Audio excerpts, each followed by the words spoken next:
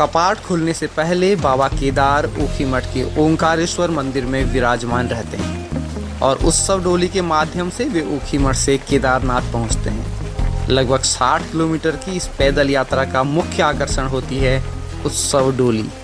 डोली को अपने कंधों पर ले जाने वाले भक्त हैं रांसी गांव के। रांसी उत्तराखंड के रुद्रप्रयाग जिले का एक छोटा सा गांव है। हमने बात की यहाँ के संजय सिंह पंवार जी से, जो इस साल केदारनाथ की डोली अपने कंधों पर ले गए थे। वे कहते हैं, वो डोली ले जाने का और उसकी श्रृंगार की पेटी वो सब होता ना, सामान होता है, उसके साथ 15-20 आदमी के करीबन आदमी लगते उसको ले जाने में। मैं अभी भी 21-17 में पट खोलने के लिए जा रहा था वहाँ। करीबन मेरे को 8-10 साल हो गए रेगुलर जाता हूँ। केदारनाथ के कपाट खुलने की तिथि शिवरात्रि के दिन तय होती है। केदारनाथ की यात्रा का ये भी एक विशेष कार्यक्रम है। इसका आयोजन ऊखीमठ के ओंकारेश्वर मंदिर में किया जाता है, जिसमें केदारनाथ के रावल, पुजारी, श्री बद्री केदार मंदिर समिति के सदस्य, तीर्थ पुरोहित आदि शामिल होते हैं।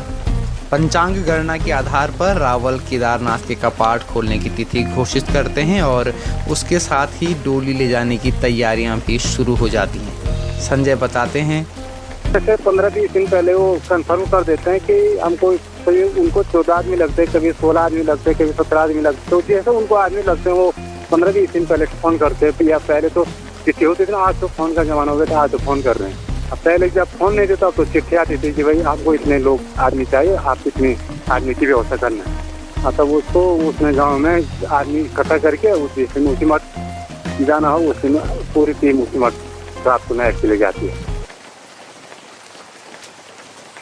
डोली यात्रा में शामिल होने का अवसर मिलेगा तो आप महसूस करेंगे कि ये यात्रा बहुत आसान नहीं है। ऊखीमठ से पहले डोली नीचे उतरती है और फिर एकदम खड़े पहाड़ पर चढ़कर पहुंचती है गुप्त काशी। इसके आगे के रास्ते में भी डोली को कई उतार चढ़ाव से होकर गुजरना पड़ता है।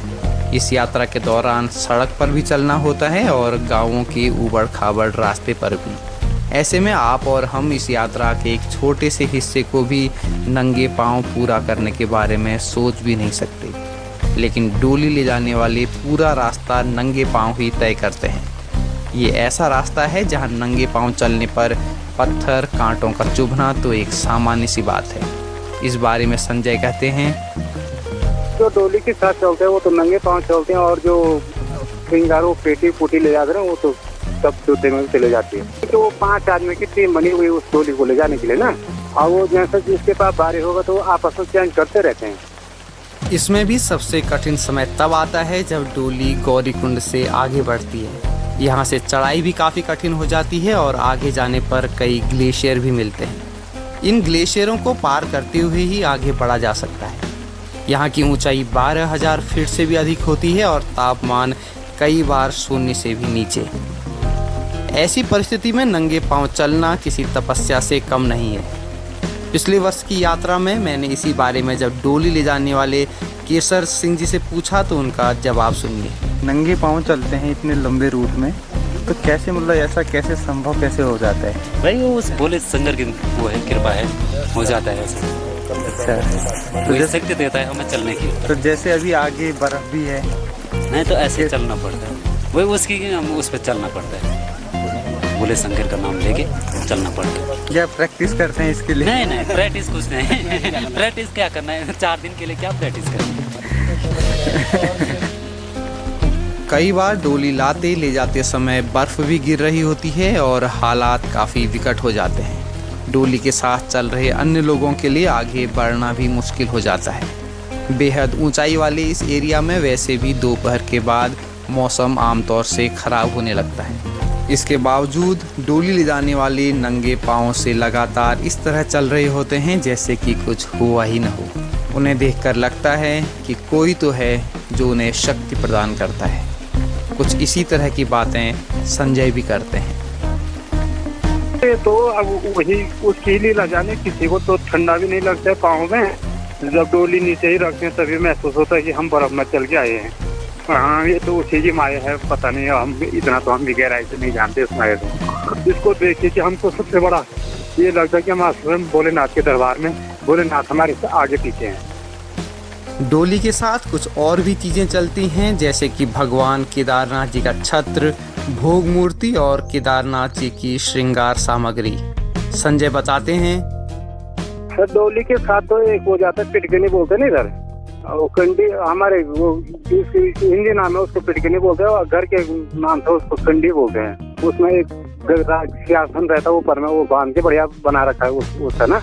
एक आदमी के पास छतर रहता है जो ऊपर श्रृंगार के वो जो लिंग के ऊपर चढ़ा रहता है ना, वो बड़ा छतर। एक आदमी वो भी नंगे पाँव चलता है, छतर वाला पिटकनी वाला हो गया, वो भी नंगे पाँव चलते हैं। इन भक्तों का गांव रांसी पंच केदार में शामिल मद महेश्वर के रास्ते में पड़ता है। अगर आप कभी मद महेश्वर जाने का प्रोग्राम बनाएंगे तो आपको रांसी से होते हुए ही जाना पड़ेगा। आप इस गांव में मां राकेश्वरी देवी के भी दर्शन कर सकते हैं। रांसी गांव से बाबा भोलेनाथ का विशेष लगाव है। केदारनाथ की डोली ले जाने के अलावा रांसी गांव के लोग मद महेश्वर की डोली भी ले जाते हैं। मद महेश्वर की डोली ले जाना इनके हक हकूक में शामिल है, यानी कि कोई भी इनसे इनका ये हक यानी कि अधिकार छीन नहीं सकता। इसमें ये समझना बेहद ज़रूरी है कि मद महेश्वर की डोली को ले जाने में तो रांसी गांव वालों का हक होता है, लेकिन केदारनाथ के लिए ऐसा नहीं है। केदारनाथ की डोली ले जाना इनका एक तरह से काम है।